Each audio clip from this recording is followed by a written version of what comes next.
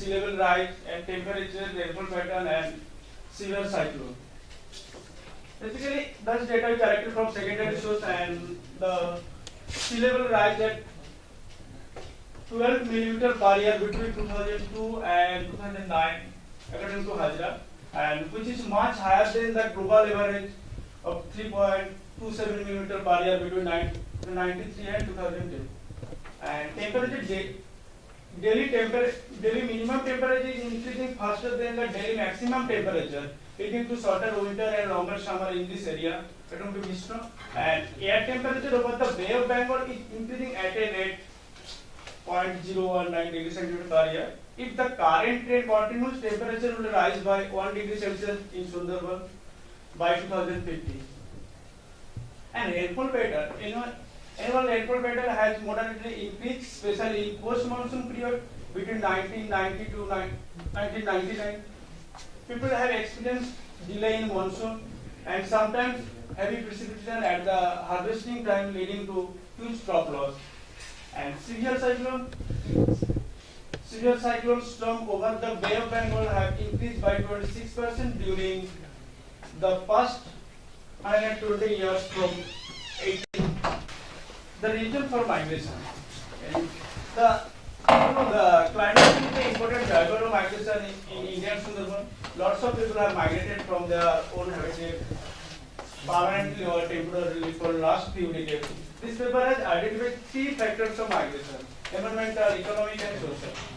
Environmental factor basically is push factor, which force a person to migrate to other place, such as inundation of island, coastal flooding, coastal erosion, severe cyclone, etc. And economic factor is basically pull factor, which encourage a person to migrate, such as better job, economic benefits, land and house provided by government.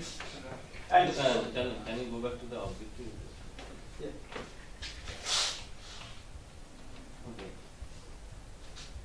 So you have one objective on socio-economic impact, another objective reasons of migration. Yeah. So, but okay. That's right. Yeah, I'll I ask you include- later. I'll ask you.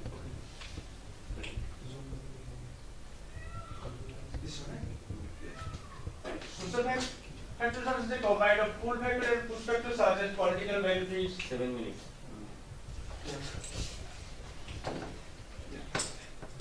Just the environmental factors are responsible 86.67% household are migrated due to reason of environmental factors and the economic and social risk. And out of 86.67% purely environmental factors 61%.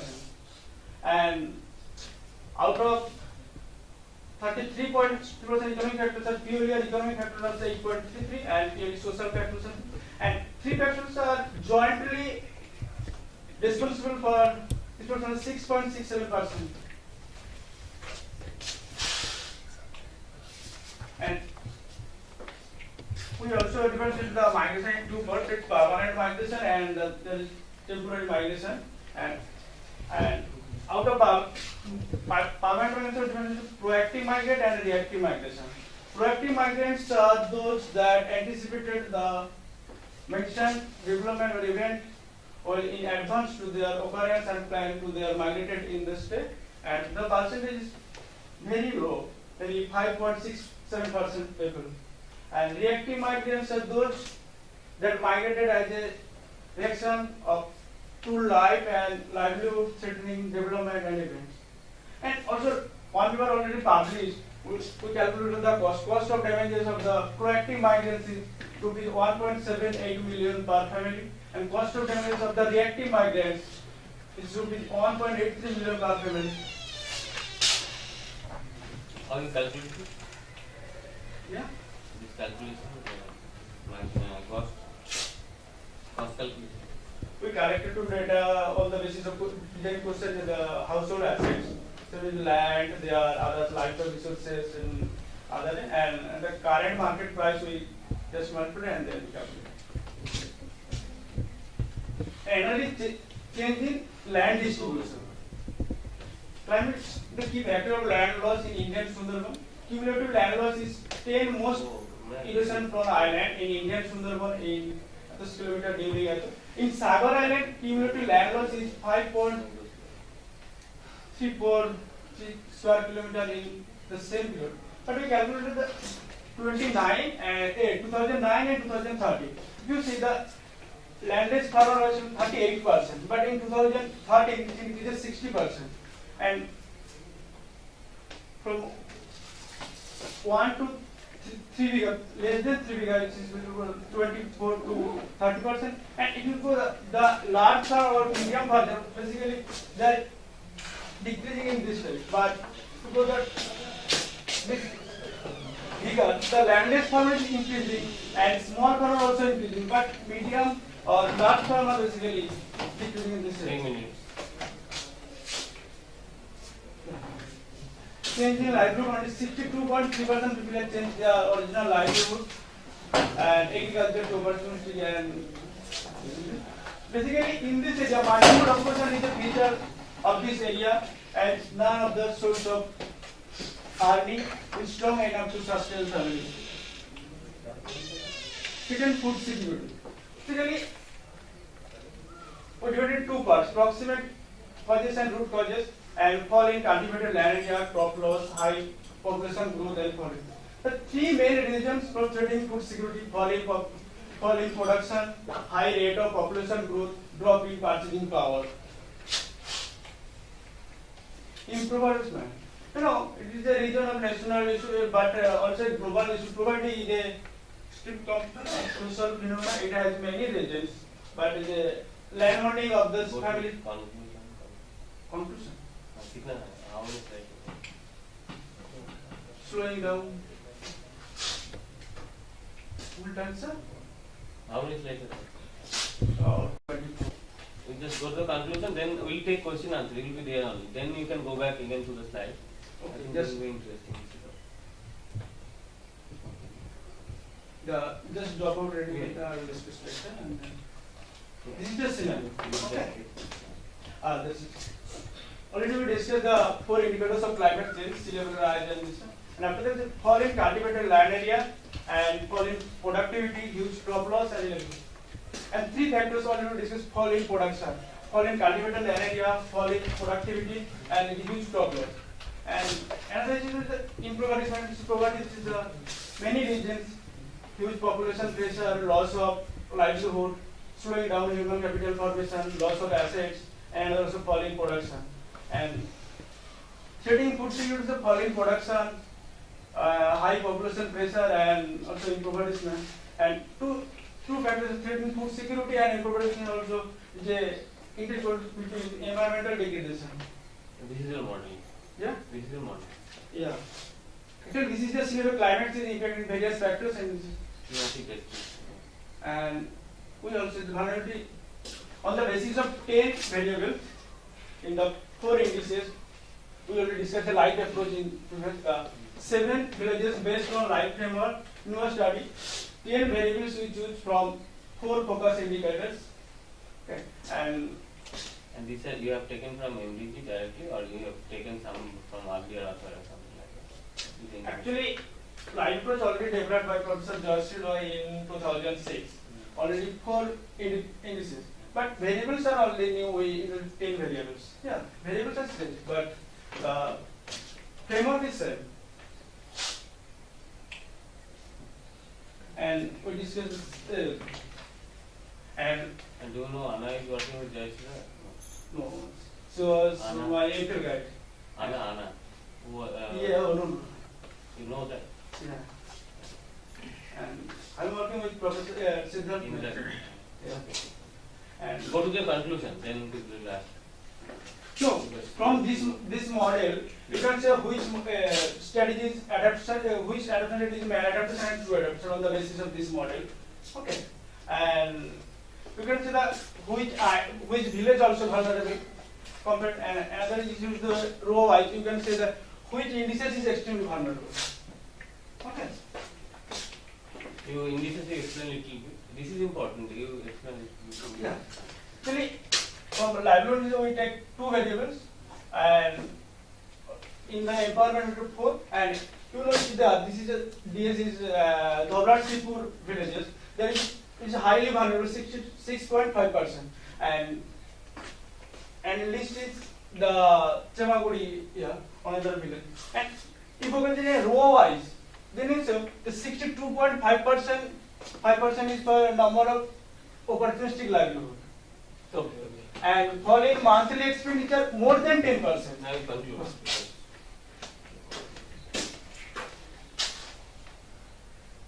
Suggested to adoption strategies to reduction Go to the barriers. last slide. Yeah. Conclusion? Yeah. The meaning of the study event is in identifying. Like what we have done, we were there. Yeah. Just People last. will read the conclusion, and if they have any questions, they will ask.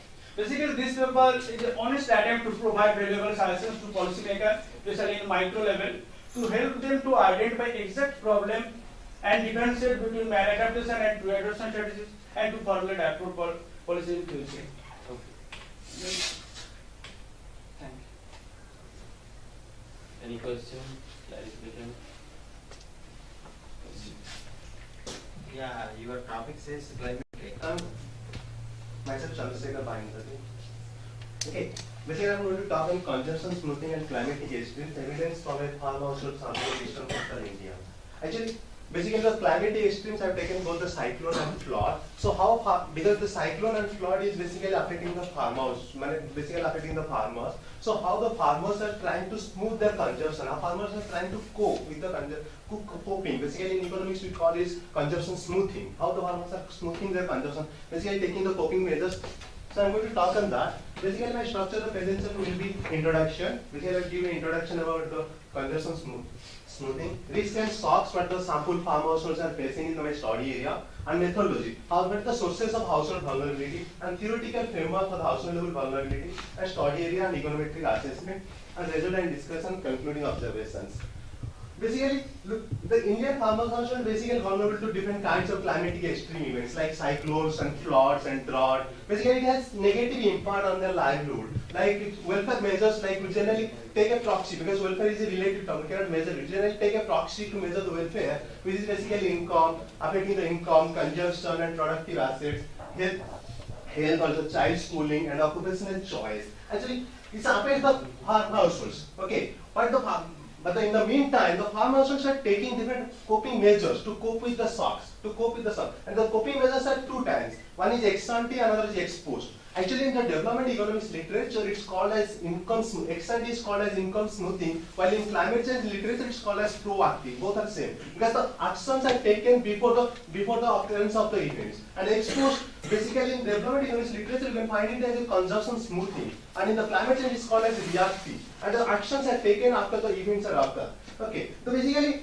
all these measures in the context of agriculture, basically looking at agriculture, all the adaptation measures are classified into 5 categories: farm management and technology, farm financial management, diversification beyond on farm, and government investment on health, infrastructure, education, knowledge network, and governance. Okay, basically there is 2 kinds of adaptation, and basically given the adaptation measures, it's very interesting to assess how effective such adaptation measures. Okay, whether we're taking whether such measures are effective to farmers are able to perfectly smooth their consumption, whether there is need any further policy attention. Okay, so many studies has looked at the issue that how effective the adaptation measures, but the thing that they are not looked at whether it helps the farmers to smoothing their food consumption and non-food consumption, because your consumption is divided against the food consumption and non-food consumption. Whether it helps the farmer to smooth their food consumption or the non-food consumption. Okay, basically I am just looking at how these measures, the availability of measures will help the farmers to smoothen their consumption in addition to food consumption and non-food consumption, which is the basic contribution of my paper. And just taken a case study, like I've taken the research case study. Farmers in the eastern coastal states of India basically experiencing climatic extreme events like cyclone and flood. Given the cyclone and flood, I'm just trying to, this is my objective, trying to assess to what extent farmers will smoothen their consumption against these shocks. Particularly, I am establishing a relationship between farm households consumption pattern, total consumption, food consumption, non-consumption, with the incidence of cyclones and floods. The research question I am raising, whether the farmers have succeeded in smoothing the consumption to hedge against negative impacts of cyclone and flood with given the adaptive measures to cope. Whether the farm households are already smoothing, perfectly smoothing, or there is any requirement of, any policy requirement to smoothing their consumption. Yeah, the risk and shocks. Okay, basically I have taken the, as you know, the risk and shocks. Okay, there are various types of risk and shocks in addition to climatic and non-climatic risk and shocks. So I have taken the risk and shocks I have mentioned here. At least the 10% of farm households are affected. Okay, I have taken the shocks and consider the shocks which affect at least the 10% of the sample farm households. I divided them in two categories. One is agriculture risk and shocks which directly affect the agriculture. And the second one is non-agriculture risk and shocks, which affects the other indicators and indirectly maybe to the agriculture. Okay, the health. It doesn't have health shocks. It doesn't have direct impact on the agriculture, but it has indirect relationship with the agriculture. If you fall in sick, you cannot go do the agricultural activities properly because you cannot invest in other factors. Okay, actually it's a shocks. Okay.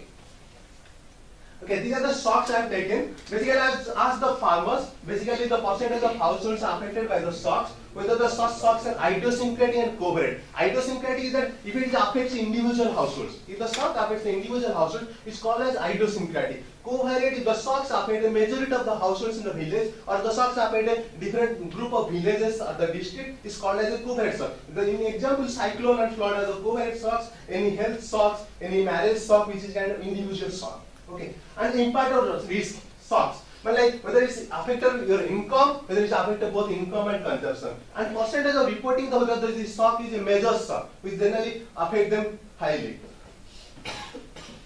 So we have found that the shocks affect the major households is cyclone, flood, and sea river erosion, pest and disease affected crops, illness of family members, and marriage expenses, lack of finance, lack of access to agricultural inputs. And most commonly reported major shocks are cyclone, flood, sea and river erosion, marriage expenses. Okay. And sources of household vulnerability. Basically, as I mentioned to you, the risk and shocks affect a household in different ways. One is the economic effect, it affects the wealth, income, consumption, and the psychological effects. Another is the destruction of community affairs and health effects and the education effects. Just like education effects, you can call it because of cyclone and flood, the dropout rate of the children, or the school is being used for the used for the rehabilitation center. The school can be people and children are not going for the school, and because the IPCC follows like. Because the vulnerability is a function of exposure, sensitivity, and adaptive capacity is the basic IPCC definition. Here in economics literature we call this final outcome of a shock of a household will depend upon the shock itself, but the exposure and the level of sensitivity of a household to shock and adaptation measures undertaken by the households. Okay. Basically you can understand from this figure. Okay, the shocks and cyclone and the exposure. Okay, basically that is the exposure figure. Okay, if you are exposed to any shocks and cyclone, and then is the sensitivity of household access and livelihood. Suppose I have a thatched house, I am living in a thatched house, and my entire livelihood depends on agriculture. I have more sensitivity than anybody. I have more sensitivity. And the expected loss, which is the expected loss, the hazard. Okay, given this condition, what is my expected loss? And this is. But before the loss has occurred, I am taking ex-ante and proactive adaptation measures, which is basically income smoothing. In developed economics, it is called income smoothing. Risk prevention and reduction. I am taking some measures to reduce the risk, just like sea diet. This sea diet, mangrove plantation. Reduction of exposure to risk. Given the risk is what are the measures I am taking? First one is that I am reducing the risk. Second is that given the risk, what are the measures I am taking? Such like drought tolerant seeds. I am choosing drought tolerant. And the risk mitigation, which include the both informal and formal mechanism. Risk mitigation means you are taking insurance. Because it is a proactive measure, you are taking the agricultural insurance. Okay, so given this, you are experiencing the shocks now. You are experiencing the shock. If shock has happened, what will you experience? Given this, you are exposed to shocks, whatever, the sensitivity and the proactive measures you have taken. Now you realize the shocks. Now the exposed, you are taking the reactive measures. Okay, risk coping measures, different kinds of formal and informal credit, sale of assets and seasonal migration. And then you will realize what is the actual loss, whether you are smoothing the consumption or you are still in the vulnerable condition. Okay. Yeah. Basically, the theoretical framework, as basically economic theory states that household always prefer to smooth their income that ultimately reduces volatility in consumption. household always, because in the in the developing country context, income and consumption are both are correlated. Okay, given the access of well-functioning credit and insurance markets, the preference chosen by household will generate stable consumption paths. If the insurance and credit markets are perfect, the household always, the consumption will be always smoothing. Even the shocks will occur, provided no liquidity concern. If the credit and insurance, if the insurance markets are imperfect, household consumption may be susceptible to shocks. This theoretical insight gives the framework for estimating the impacts of climate, impacts of shocks on the household welfare. This is the household trying to maximize its utility. This is the utility of consumption. This is the discount rate and subject intertemporal budget constraint using the Lagrangian sorry, I'm not explain much. Using the Lagrangian multiplier, this is the optimum constant. If the delta is equal to R, means that consumption is same for all P. The basic idea of consumption smoothing is that household chooses a consumption path to keep constant marginal utility in each period of time. In other words, under the hypothesis of perfect consumption smoothing, the optimal consumption path is not affected by any idiosyncratic and covariate shocks, because any shocks stop. But this provides an empirical framework for assessment. So what I have taken a case study as Orissa, which is highly vulnerable to cyclone and flood. You can see that during 1804 to 2010, floods has occurred for cyclone and flood has occurred for 126 years, and there is an highly increasing the intensity of floods, and this is the economic loss which is increasing. And in the case of flood of the state of Orissa, 21% is considered as flood prone. Okay, you can see. Okay, this is the study area of Orissa, and the red figures are my study villages. Okay, the red figures I have chosen, which are my study villages. Okay, look at the reported population affected and reported economic damages and normalized economic damages. Sometimes reported economic damages, people are criticizing that reported economic damages may be because of socio-economic factors, not because of the climate change. I am controlling the socio-economic factors and look at the normalized damages, where the socio-economic factors we are just controlled. And this is the selection of study area. I have selected 3 districts. This is Baleshwar, Kendrapada and Jajpur, where at least 20 cyclones and floods had occurred in 1994-2000. I followed a 94 random sampling method to select the households. In total, 285 farm households were interviewed. Basically, in the literature, there is 3 approaches to be followed. One is the vulnerability as expected poverty, vulnerability as expected utility, vulnerability as uninsured risk. Both BEP and BU, actually these 3 measures basically applied at the household level. You cannot apply at district level or at any village level. It's just basically household level vulnerability, estimating the household level vulnerability, basically borrowing from the poverty literature. And while BEP and BU assess ex-ante vulnerability, here estimates welfare loss due to observed exposed vulnerability and assess, because these 2 assess like ex-ante, but the probability that you are going to be vulnerable, this assess what extent you are vulnerable. Okay, so basically I have used the VER approach. This is my basically the consumption is basically depending on the your household characteristics, including the household heads characteristics, and the cyclone and flood. I have taken whether you are faced in cyclone and flood, what are the informal institutions and formal institutions are available, coping mechanisms are available to you to cope with the shocks, and the same I have taken the dummy variable for the district to capture the heterogeneity. Unobserved heterogeneity problem, and here I have taken the dummy variable for cyclone and flood. Here I have taken the frequency of cyclone and flood. So how many time? 2 minutes. Okay. These are my variables which I have taken, like size of household, age of the household, then age of the household square, basically capture the nonlinear effects of the size and the age of the household. Years of education of household, agriculture, if sensitive with agriculture as a major source of income, per capita asset, and cyclone and flood, and frequency, access to formal credit, and employment opportunity and business, access to informal credit, and you have received any remittances.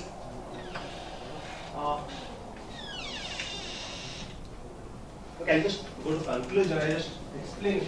Okay, this is my model, but I'm sorry. So I have time to go? I think so. You should show the conclusion directly. Okay. So what I have found that both cyclone and flood have negative impact on farm household consumption, but flood has impacted more compared to the cyclone. And basically, I will just explaining well the collection of data. Basically, the shocks related to cyclone and because it's a cross section, I have collected a retrospective panel data. Basically, we have asked that how many cyclones and floods and other threats we have experienced in last 10 years. And last 10 years, basically cyclone, because there is a reported bias in the reported bias in the context of shocks. We have just collected the cyclone flood data from the village panchayat level, how many cyclone and flood are occurred, because it's a covariate shocks. And we just again cross check with the households and other shocks like other behind these shocks, other shocks we have collected all are self-reported. All are self-reported, which is generally collected from the households. Okay, and which is generally less biased. Okay, as per the Deccan and Disney. And in case of important food and non-food consumption expenditure per capita, I found that both cyclone and flood have higher negative impact on the food consumption rather than the non-food consumption. It seems that the existing coping mechanism, what are the existing available mechanism you have, if the farmers are using that mechanism to cope, to smoothing their non-food consumption rather than the food consumption, because the food consumption is affected by cyclone, by the basically the crops are basically affected by cyclone, so they are using the mechanisms, the existing mechanisms to cope with the food consumption. So we need to take more mechanism. We need to take my suggestion is that we should promote more number of farm level adaptation measures that which are basically implemented at the farm level, so that the farmers will smooth their food consumption. Okay, thank you. You have any comment?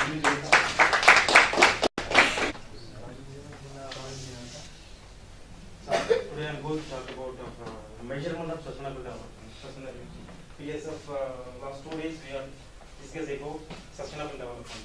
So our concern is how we reach sustainable development. So what are the indicators existing there? So how measuring of the sustainable development first step. So previous literature already they called the sustainable development since the 1987 Brundtland Commission. Present generation without compromising ability of the future generation.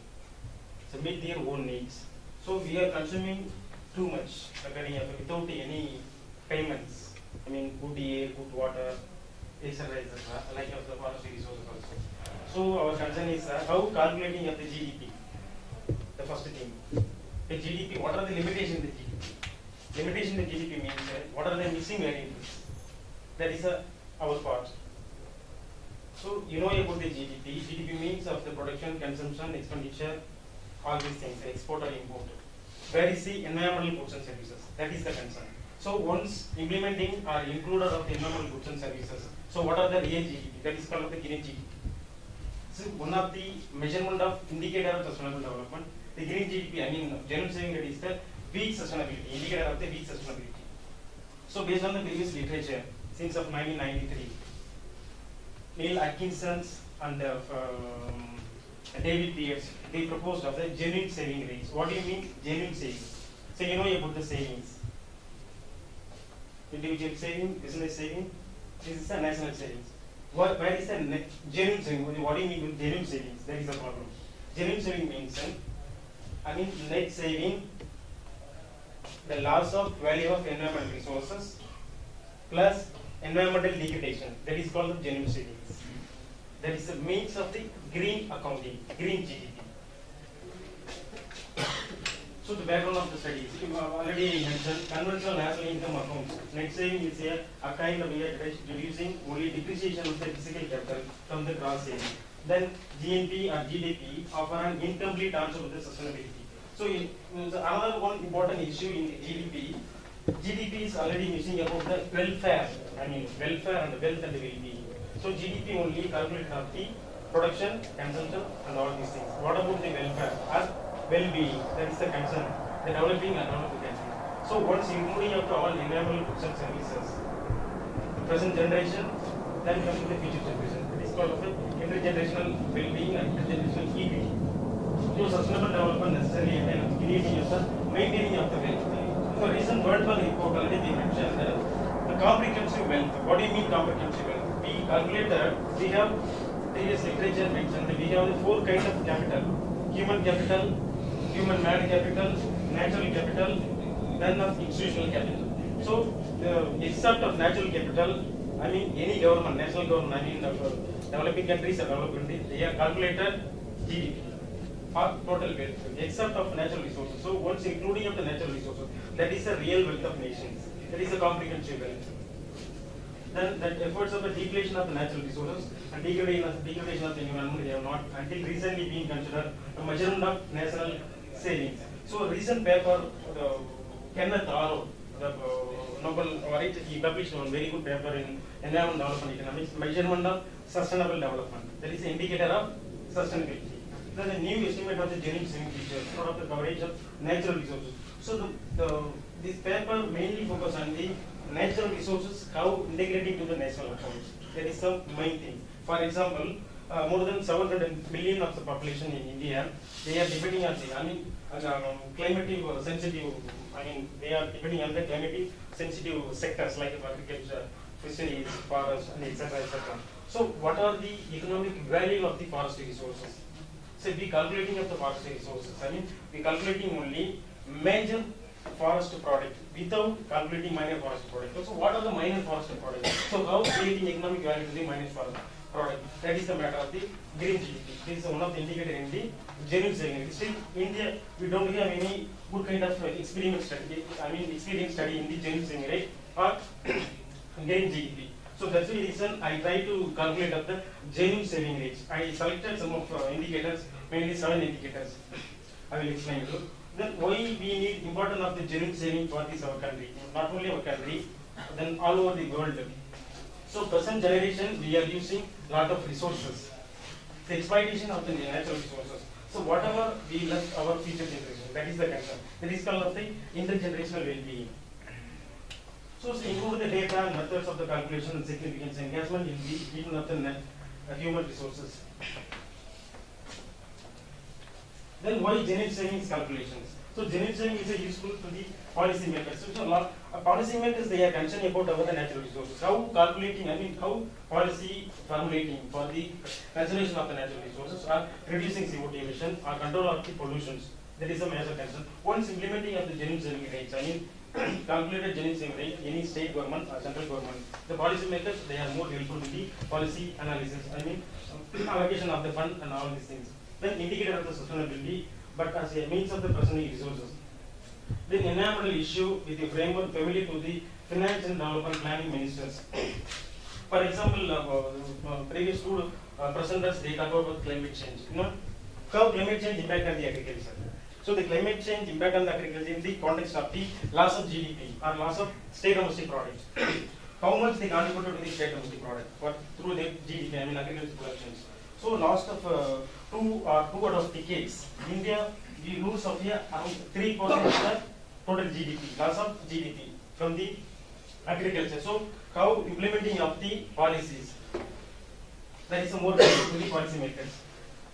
Then some macroeconomic policies, and it highlights the physical aspects of environmental and resource management. Then how reduction of the CO2 emission. The present government, present policies regarding of how controlling of the CO2 emission or how reducing of the CO2 emission. That is the passive problem. So economist role, how reducing of the CO2 emission. What is the economic instrument for controlling of the CO2 emission? If once implementing of the carbon tax in India, so what are the feasible implications to the government? What are the feasible implications to the poor? So once implementing of the carbon tax, what are the implications? Still, India have, government of India, Ministry of Environment, Forest, or state or central governments, they are hesitating for implementing of the carbon tax. If once implementing of the carbon tax, who are the real beneficiaries? That is the problem. Once we calculating of genuine saving rates, the policy makers or any state or central government, they are more benefits.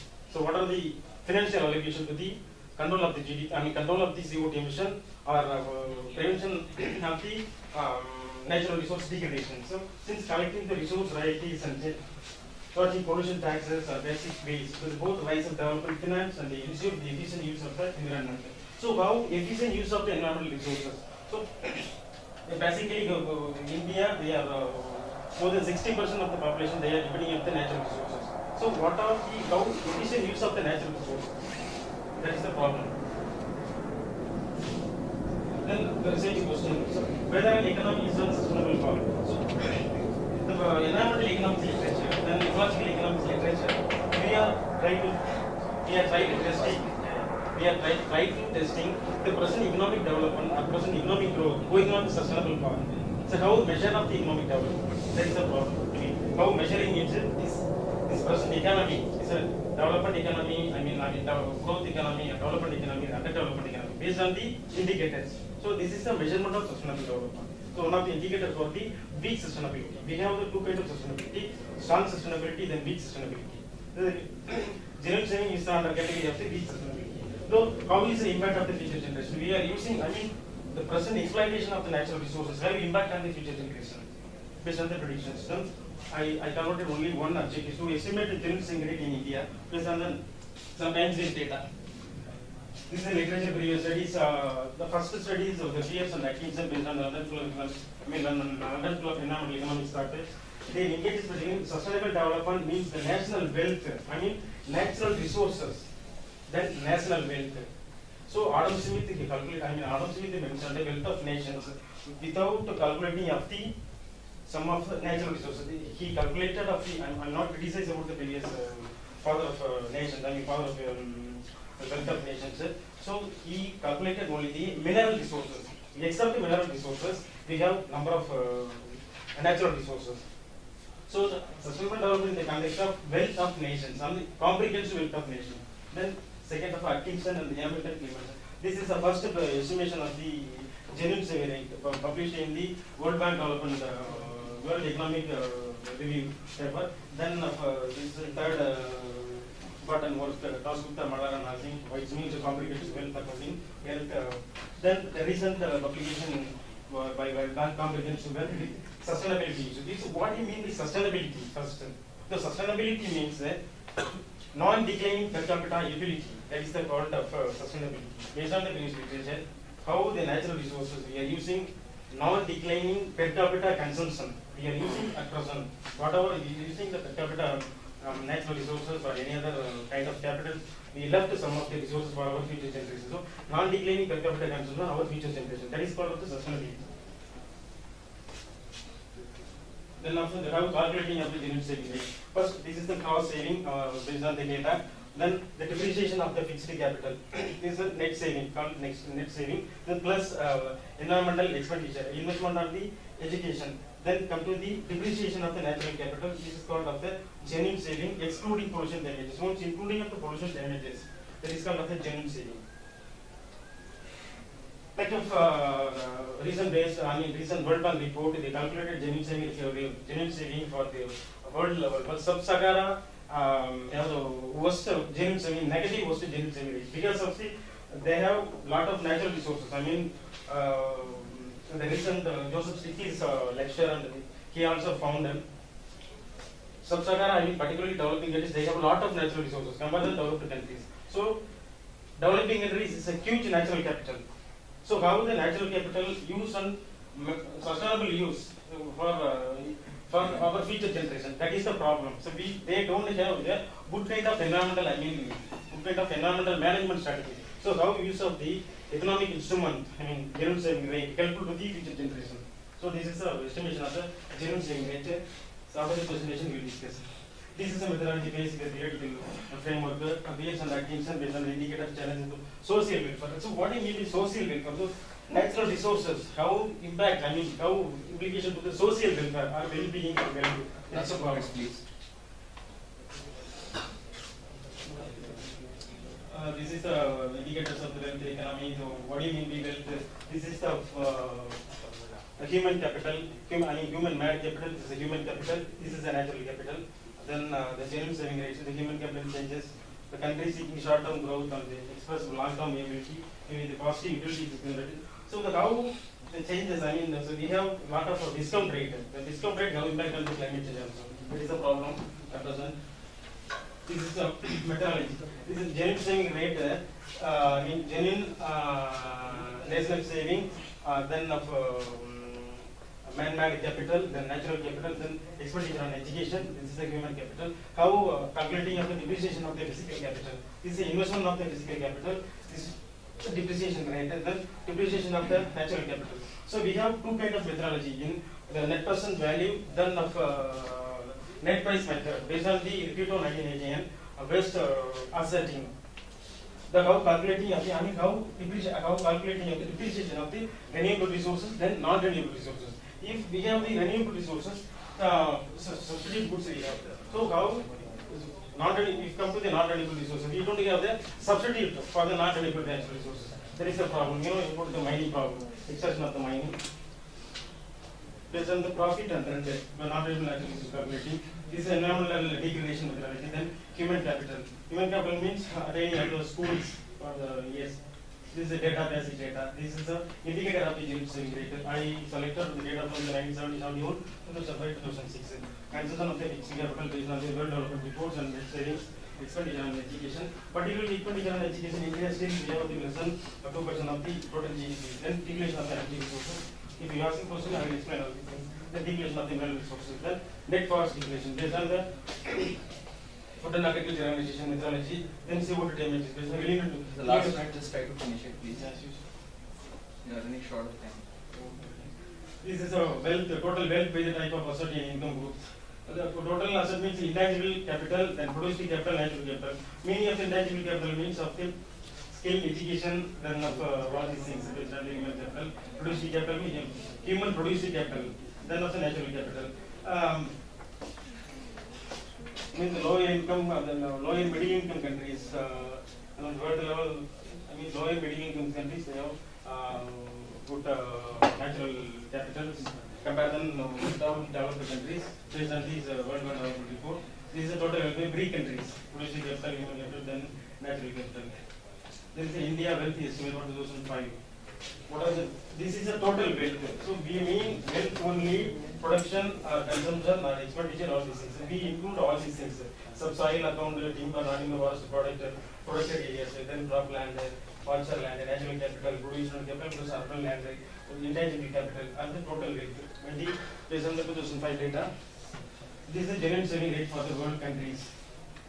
This is a type of, total wealth by type of the asset in India. Then India genuine saving rate is very important. India around I think 8% of the genuine saving rate. So we don't have any negative impact of the negative genuine saving rate because we are not like a South African, sub-Saharan countries. Because we have some good kind of environmental management. Good kind of investment, good kind of savings. So we are following also good kind of some environmental management strategies.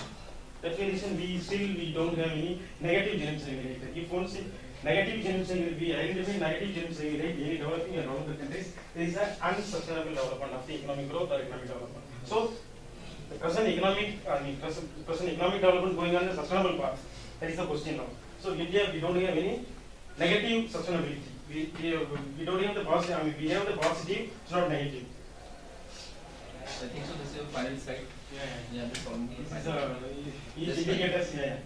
And any question from the audience, please? Anyone would like to ask anything? The conclusion provided a much broader indicator of the sustainable development. Still, we have not any huge amount of studies because we are trying to calculate of the sustainability. First, we try to estimate of the. That's fine enough, I think so. So your contribution is quite reflecting there. There is only one simple question. See, basically, when you were showing this chart about fixed asset calculation and depletion of the resources, so one of the places you can just improve where you have.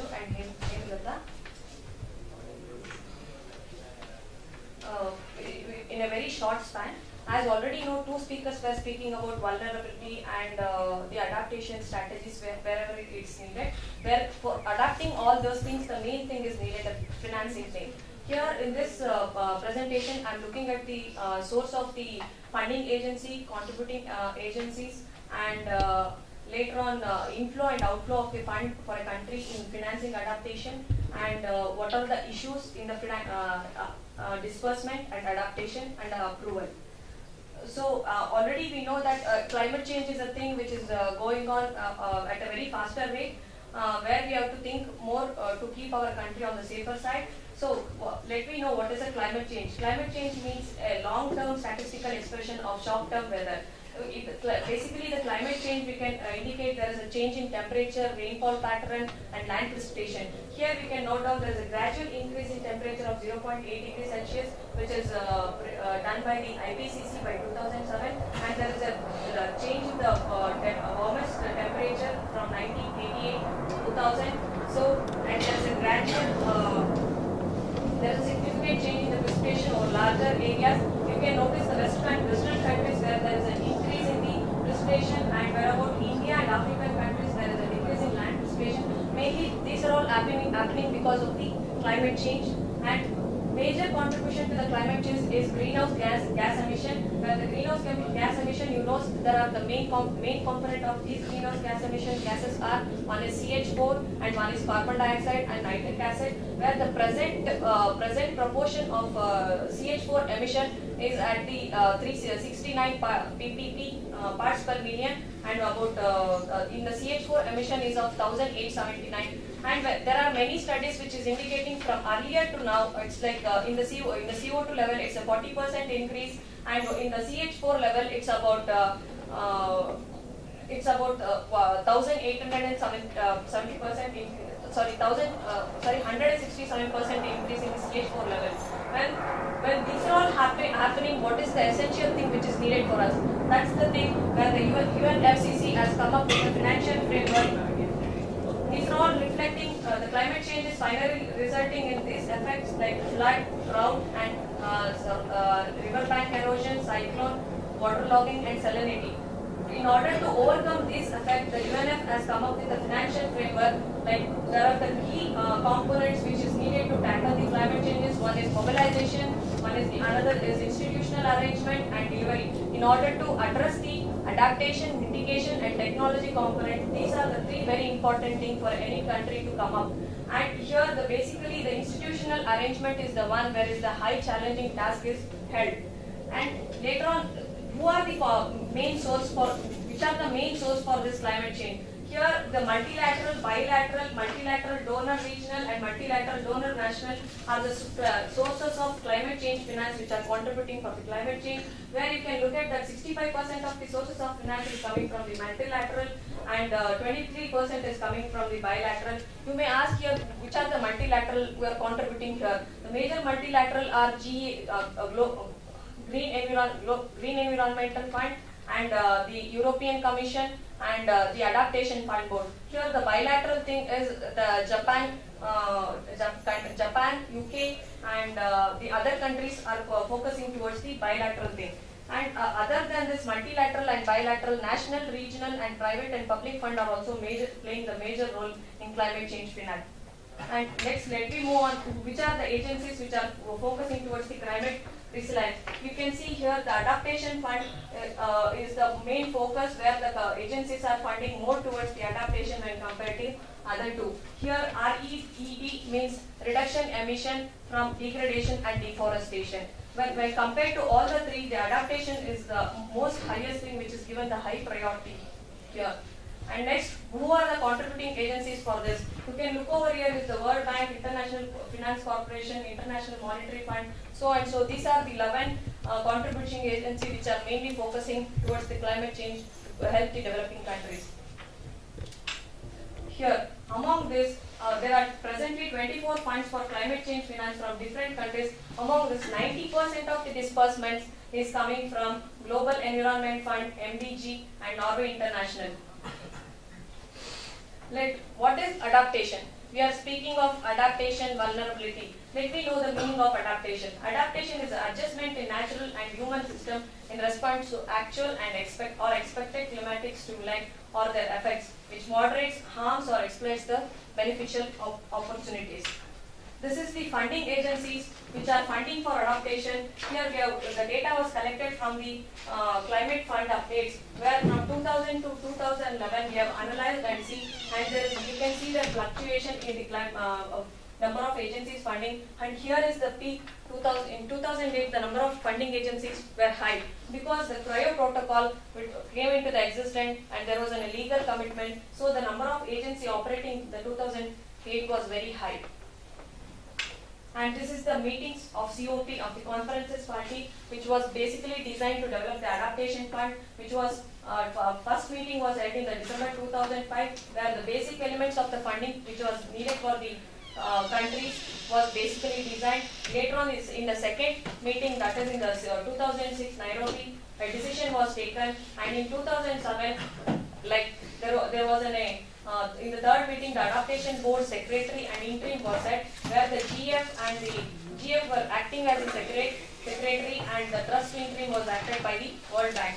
So finally, in the December 2008, in the fourth meeting, the adaptation board come up with the rules and regulations and MOU for developing countries and developed countries to participate in the climate change. And in the 2011, finally there was an acceptance and approval for the rules and procedure to put forward towards the climate change. And one of the recent thing, as you all know, there was a Warsaw climate change COP conducted in November 2013.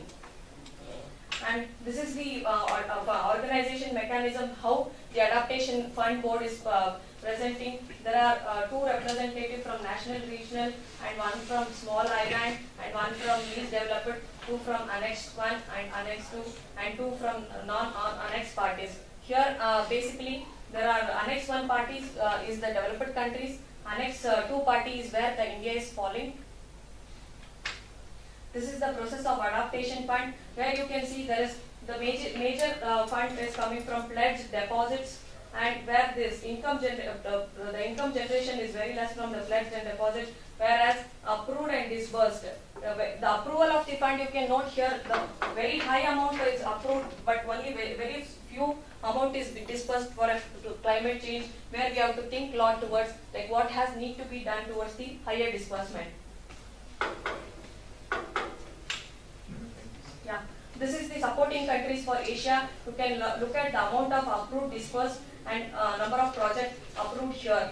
This is with regard to Asia specific, and this is the adaptation fund for a beneficiary country. You can see where Sub-Sahara and Asia specific is receiving the high amount of fund for adaptation. Where here the top three third world countries like Zimbabwe and Hatai is receiving very little amount. It's of 6.6 and 6.9, where they are the most vulnerable, but they are not receiving the high amount. This is like India with adaptation. When did India come into adaptation? India signed the UNFCCC in 1992 and entered into the Cryo Protocol in 2002. Adaptation fund basically for India is coming from national and international and multilateral bank and bilateral. The source of this approved fund is in the disbursement fund is in the form of grants, loans, and technical assistance. This is the commitment for India. These are the organizations which are committed with India for climate change, adaptation, and this is the one of the ODM means Official Development Assistant, where we have taken the data from the World Bank and across we have analyzed it using this time series data, and you can look over that from there is 2005 there is an increase in the fund receiving for adaptation from the clean development mechanism. Here the status of approved. Here you can notice that clearly the approved fund of the India is standing at the top one position, whereas in case of disbursement it stands at the second position. You may think why? Because here in India some adaptation strategies and adaptation where there is more lack of knowledge on adaptation leads them to stand in the second position. This is it's nowhere that the fund only the fund is coming from national or international. This adaptation, it was standardized in the budget also, and we have a specific fund is allotted to the adaptation itself from 2006 and 7. It's not only from 2000, it's like a series of years the fund is going towards the adaptation, where you can notice the poverty and elevation is the sector where major portion of the amount is spent towards the poverty. Here one thing we can notice that the expenditure towards the adaptation is exceeding 2.6% of our GDP, where we have to think seriously towards the adaptation. The India's present status, these are the approved projects and outflow projects. India is not only receiving the fund, it's also contributing towards US dollar 1 lakh for United Nations Environmental Program, Environmental Fund. This is the adaptation fund. Since it's most of many of we are hearing more about vulnerability and all, so there is many organizations have conducted the estimates like World Bank report and all, like what is the amount expected for future adaptation. These are all the figures which have been quoted. Since here the many reports have come up with the cost, so it's difficult for any government to take the cost and use it for prefer it for adaptation. And next is the issue is at three levels in adaptation. One is basically raising the one is raising the adaptation fund itself is an issue, and one is next is issue at the national level and issue at the local level in case of disbursement. We can look at the issue in raising an adaptation fund. Here, the developed countries are not coming forward to invest their amount because of limited infrastructure and technology in the developing countries. And second, there is an operational and administration limits within the CDM itself. And there is a coordination and organization problem with the funder, the supporting country from the supporting countries, that is developed countries itself. Next, move to the disbursement, that is at the national level. The most of the ODA fund is wasted because of improper implementation of the project, where they are leading to the private leading the money to the private and local hands. And here multi-governance is one of the most issues, where the streamlining the adaptation is difficult because of multi-governance, where the rules and regulations of the state and regional acts are acting as an obstacle for adaptation. And one more, since the adaptation is kept in isolation, where because of the irregular integrated nature of sectoral mandate and budget with the local governments. And next, issue with the disbursement. This is the, usually in the adaptation, it's a top-down approach which is followed. Actually, in the top-down approach, the local level, basically needed peoples, that is poor or vulnerable needs, are not exactly met due to the political and institutional problem. So there is a need to follow up a bottom-up approach, and insufficient knowledge. Many developing countries still lack knowledge about adaptation, how and when and what is the cost benefit and how to adopt and what is the success and what is the failure. Finally, at end there are constraints. After the fund is provided to the developing country, it's the thing, there is no transparency mechanism to track where the fund exactly goes, whether it's used for adaptation or development, it's difficult to track. And one is the absence, it's presently there is no particular operational definition on adaptation itself. And next is difficulty in leverage the knowledge potential. Finally, just the thing is, wherever money is there, always it's difficulty. Difficulty is there to track where exactly it goes. Thank you. It might be difficult to actually decide beforehand which organizations are part of a certain policy network, which actually causes quite a lot of problems, as I will tell you a bit later on. But they can be NGOs, for example, or scientific institutes, for example, as they are in the case of so-called green growth. And what I'm interested in then is asking whether the structure of the policy network possibly correlates with the policy in question. That is the outcome, what sort of policy comes out of this network. And also the position of different nodes in this network. They are the organizations in this case. Different positions can lead to different consequences for these organizations. For example, central position usually indicates influence. Of course, not always, but it usually does. Whereas a peripheral position doesn't indicate influence. And the whole discussion around green growth, of course, is something that would be discussed for quite a long time, and whether it actually is a solution to climate change, it probably isn't the only solution. But I still think that if we have to choose from so-called black growth, relying on old technologies that produce a lot of emissions, and so-called green growth, which replaces these technologies with less emission producing technologies, then of course the choice is here. But this is an issue that I really won't be discussing here today. But I'm interested in whether, or maybe my hypothesis would be that the organizations of the state mediate between the environmental and economic blocks, or the industrial block in this case.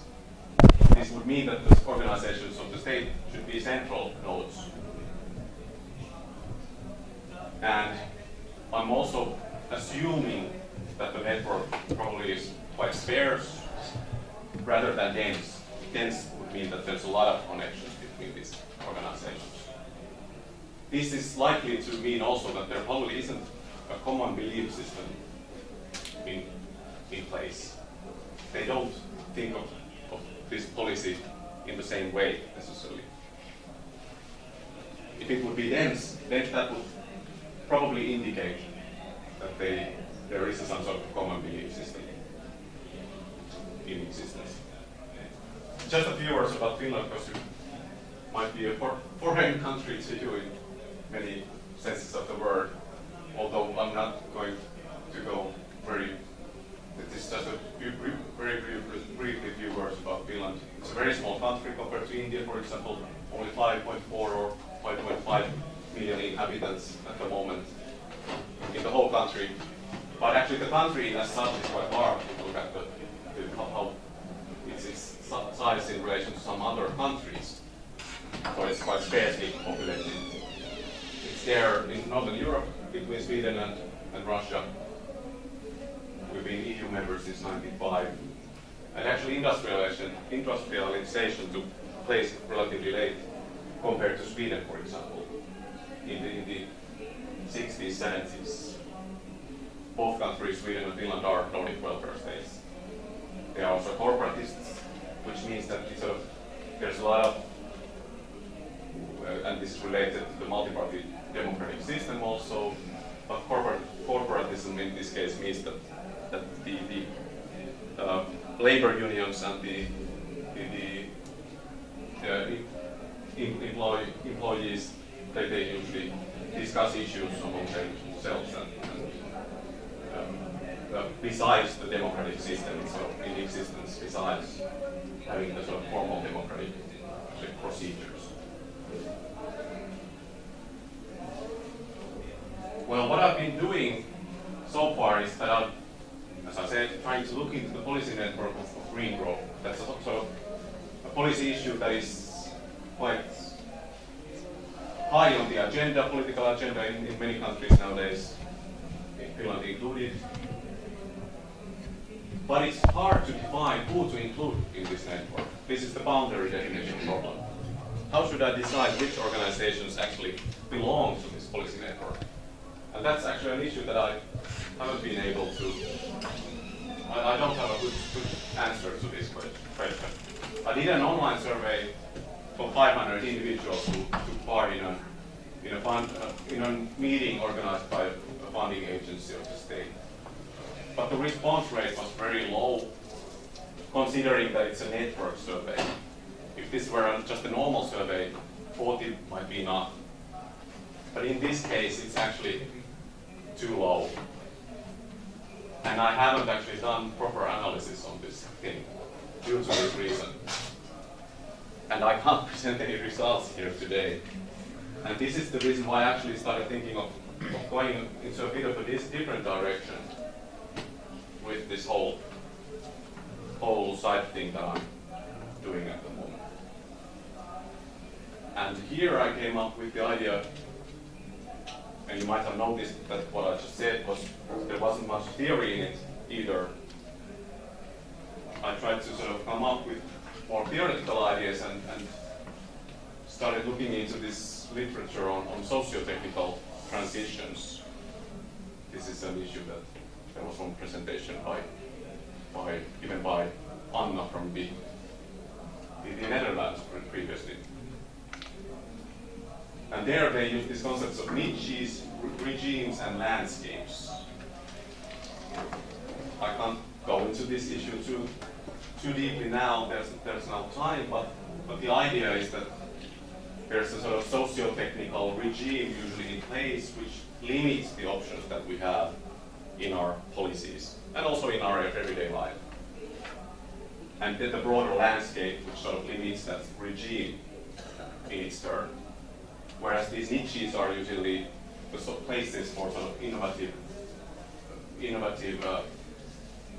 economical or innovative industrial products, for example, which usually are sort of protected from the pressures coming from the regime. for some reason. For example, we might have to pay less taxes, or some funding agency from the state might give them money and so forth. But I think a common criticism has been that these sorts of ideas pay too much attention on formal institutions as part of these regime changes. Because this theoretical perspective is interested precisely in these changes. When do these regimes change? When can we expect the sustainability transition? So one solution could be to look at more informal institutions, such as social networks.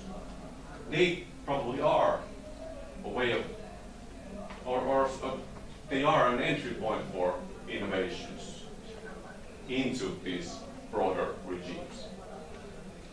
And then I thought that I might actually, to avoid this boundary definition problem of the network, you can use some sort of an objective criteria.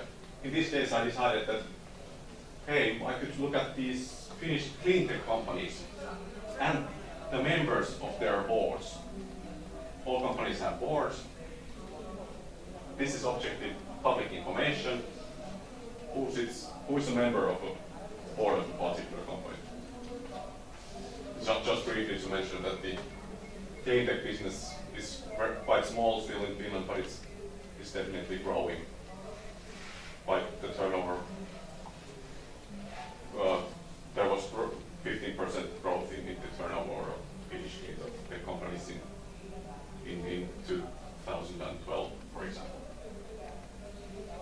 And these boards can be considered as venues for, of course, strategic planning. That's what they are called, partly. But they can also be venues for consensus formation on particular policies. And the tie in this case is board membership. And the perspective that I'm utilizing here is the so-called interlocking directorates perspective. And an interlock in this case means that two directors are members of the same board. Then there's an interlock between these boards. And with this perspective, one can look at how board memberships connect these companies to each other, to other cleantech companies, but also to other non-cleantech companies. And what is of interest here again, as I told you earlier, is the structure of this network. For example, whether it is sparse or dense, whether it's very fragmented or centralized. If it's centralized, that means that there's probably few central actors. They might be able to dictate policies, for example. If they are very sparse, ideas don't flow between these companies, whereas dense companies dense board linkages probably indicate that idea flow between these companies takes place. It can also, of course, be, on a critical note, of course, that it can be a source of sort of elite consensus on policies in general, which is not necessarily a good thing from the perspective of the rest of society. But what I'm expecting that a certain board membership interlocking directorate structure can provide a window of opportunity for regime changes. I don't have the sort of final answer what that structure would be, but I have some ideas. And again, actually, I haven't yet done the proper research as such. I don't have the data to present to you or the results here today, unfortunately. Because this is something that I'm doing on the side, so to speak, besides my real work, which is the project with Tuomas sitting there. But I'm expecting that probably the density between these boards increases, but they are probably still quite fragmented. This would indicate that in the cleantech sector in Finland, there are probably several ideas, but they are not in competition necessarily with each other. You could compare this to a very dense and centralized structure which would indicate that there would be a sort of shared belief system in place. So it might be a sort of a fragmented regime, so to speak, if one were to think of it as a regime or a part of a regime. Of course, it's only one aspect, one way of looking at these regimes. There are other ways, definitely. And it can be interesting to look at these so-called bridging positions, for example. These are boards at the level of companies or directors, if one looks at the individuals, that connect otherwise disconnected parts of the network with each other. These are usually the possible sources for innovative ideas. This is something that we know from social network analysis in general. Bridging positions usually are those positions that usually get the new ideas first.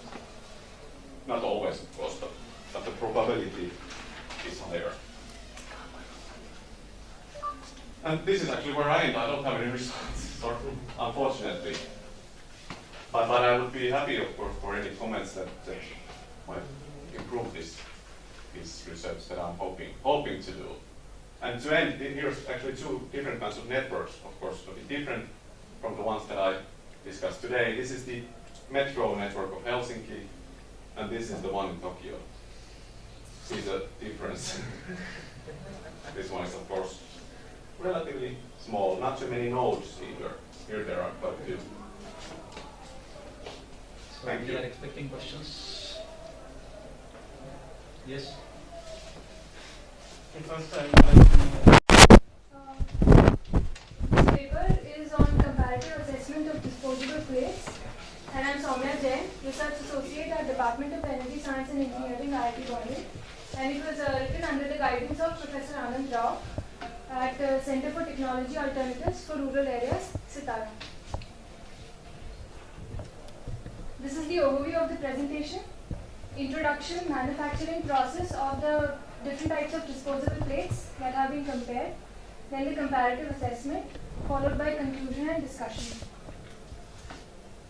So, disposable plates are plates in which food is served and they are disposed after single use. So, conventionally they have been used for street food and at large gatherings where water and manpower is limited. But nowadays we see that they are also used in small gatherings, for example birthday parties at home, to reduce effort, and even in restaurants. For example, we see all the restaurant chains, Domino's, Subway, which are cutting down on their cleaning costs by using disposable plates. So the objective of this paper is to compare biodegradable disposable plates from the user as well as environment perspective. Here I explain the focus areas of the two perspectives. When we think from the perspective of a user, that user is concerned with the short-term interest, that whatever product he is purchasing, it should be of good quality, it should give good performance, and then it should be cost-effective. But when we think from the environment perspective, then we see the long-term interest. We see how many livelihoods are generated if we promote that particular type of industry, and how resource effective that product will be, the whole life cycle of the product. So here it does not mean that the environmental perspective does not take into account good performance or cost effectiveness. It just means that their priorities are different. So this is the classification of disposable plates which are available in India. Here they have been categorized based on their biodegradability. So in the non-biodegradable, we have polythene and foam, and in biodegradable, bagasse and cornstarch plastic plates. They are imported from Thailand and China, very little used currently in India, and paper and leaf plates. But the most common type of disposable plates which are available and used in the market are paper with lamination of polythene, or leaf plate with between two leaf plates, a polythene sheet is inserted to keep them pasted. So that is the partly biodegradable area which is the most common and which I have incorporated in my study. So the selection criteria. Now, since at different parts of this country, different types of disposable plates are more common, So, being situated in Mumbai, I have considered only those plates which are available in Mumbai. So, if I were a consumer in Mumbai, if I am the user in Mumbai, or I am a policy maker in Mumbai, then what would I choose? That is the main agenda. So, these are the selection criteria, that the plates should have well-established supply chain, they should have a commercially managed resource base, and they should be available in Mumbai. So, on the basis of this, I have chosen the Areca plate. It is a leaf plate, then sal leaf plate, and paper plate. So, coming to the first type of plate, Areca is a palm tree, and people in India may be knowing supari. It is a supari tree, and 90% of its production is in Karnataka, Kerala, and Assam. These are the states where it is produced. So these are the places where these Areca plates are the most common, but they are available in most metro cities and big cities of India, and they are even exported. So here we see the process. When the leaf falls from the tree, this portion is the sheath and this is the frond. So the frond is cut off, the sheaths are tied together, and they are taken to the processing unit. There they are stored. Then whatever production is going to be for the next day, it is soaked overnight, and then the next day using heat pressing, they are molded into plates. So this paper is based on case studies. So the case study for Areca plates was conducted in Hubli. It is a block level in Karnataka district, in Tumkur district of Karnataka state. So this is the distance travelled by the plates to Mumbai. Next is the sal plate. Sal plate, now we see that the cellulose, it was a very woody material, the Areca plate. But sal, it is a simple leaf. So 7-8 leaves are stitched together using bamboo or khajur twigs, and then they are made into plates. So we say that sal forests are commercially managed because the forest department in India, it manages the sal forest. And in the Indian subcontinent, more than 11 million hectares of land is under sal forest. And it is not, these forests are not managed for leaf plates, they are managed for timber. And sal timber is the second most valued timber after teak.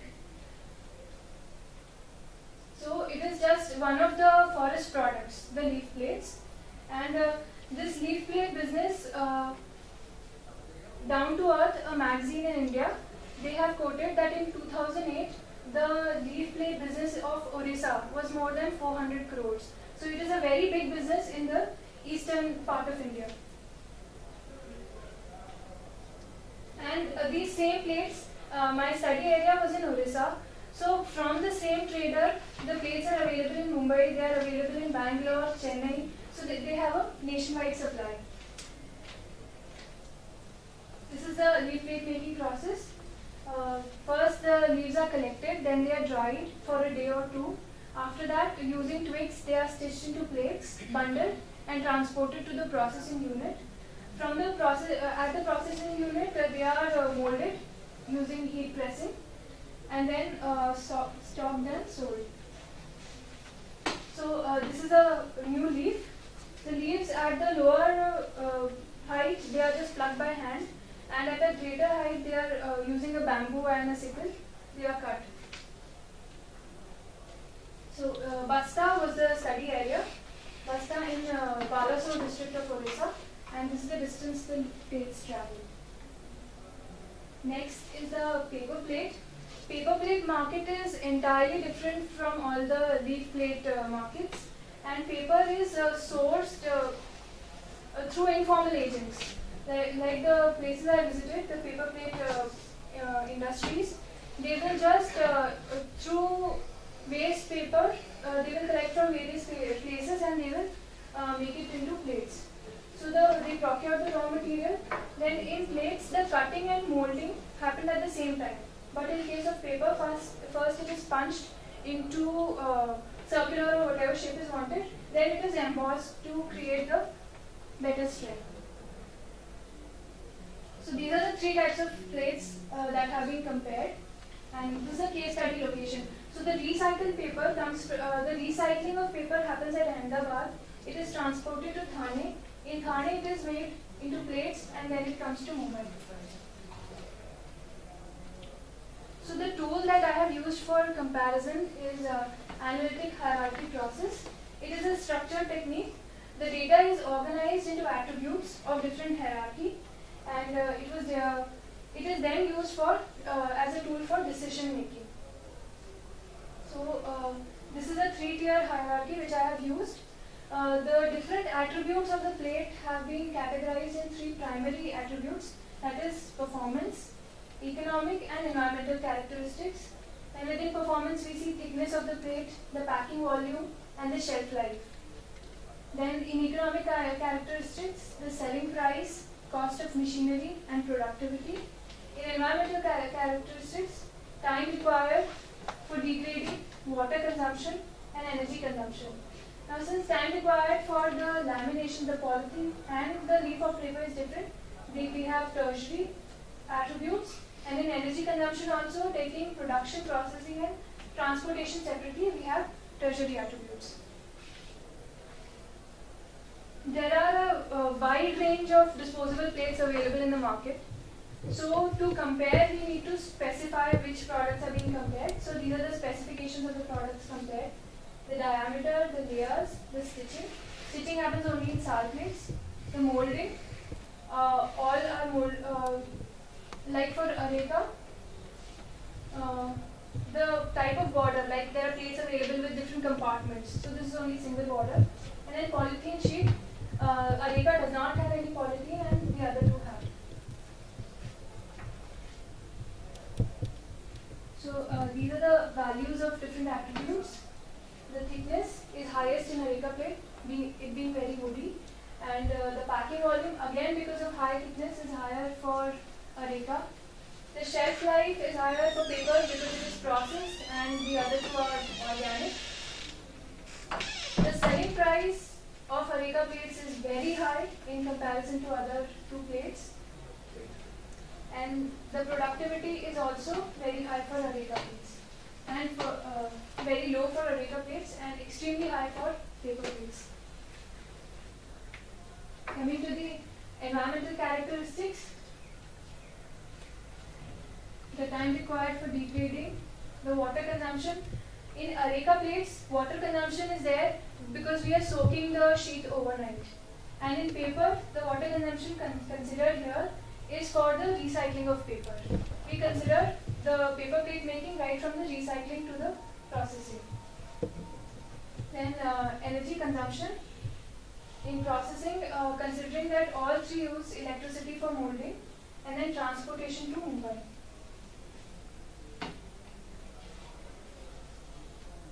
So in analytic hierarchy process, the decision making is done through 2 main things. The first is the value of the attributes.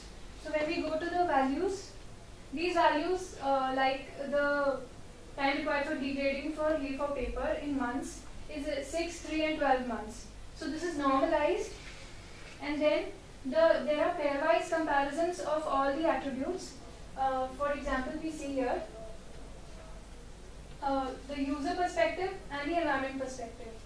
So when we see performance, when performance is compared with economic characteristics, performance is 2 by 3 times important than economic characteristics from the user perspective, and performance is 3 by 2 times more important than the economic characteristics in environmental perspective.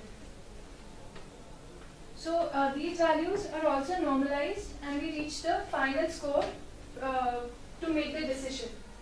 So the product of the normalized values and the normalized pairwise comparison gives us the final score of the technologies, of the alternatives. So here we see the final scores that from the environment perspective, the first rank is of SAL leaf plates, but it is interchanged in the user perspective. So from the user perspective, the paper plates have the first rank. But the Areca plates have the last rank from both the perspective, despite being they are completely biodegradable. They do not have any polythene content, and they are more stable also. They have high thickness. They are aesthetically pleasing, but still they rank lower here because of their unfavorable economic and environmental characteristics.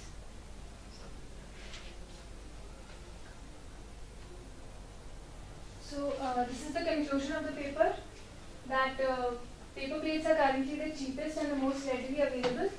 That's why they are the top reference. We can see in the conference also. And both, if we see the scores of SAL plates and paper plates are comparable. So there is, even though their ranks interchange, there is not much difference in their overall performance. And the energy and cost we have covered earlier. So the inferences that emerge from this paper are that only if leaf plates are sourced locally, they remain environmentally benign. So I, as a user in Mumbai, if I say that I am being more eco-friendly by using SAL plates rather than paper plates, then that statement is not entirely true. That is one of the results of the study. That if I am a user in Orissa, probably that statement will be true because of the emissions that are there in the transportation of plates, about 2,000 kilometers. Then we see the SAL plate business is going down because of paper and foam plate business. So SAL plate, it can be diversified into new products. Like when I had done the study, paper plates are available in all sorts of sizes. But SAL plates are available only in the dinner plate size. So if they diversify into more products, then it can, because they already have a well-established supply chain, so it can diversify. Then from the cost of machinery and electricity that is required, when we see both those parameters, we see that by providing subsidy on these two things will not ensure economic viability. And the last is that the cost of the leaf plates is higher in comparison to paper plates. But if solid waste management tax is levied on paper plates, then it will be a level field. And this is all in my paper. And since this is ongoing, I would appreciate any suggestions for improvement. Thank you.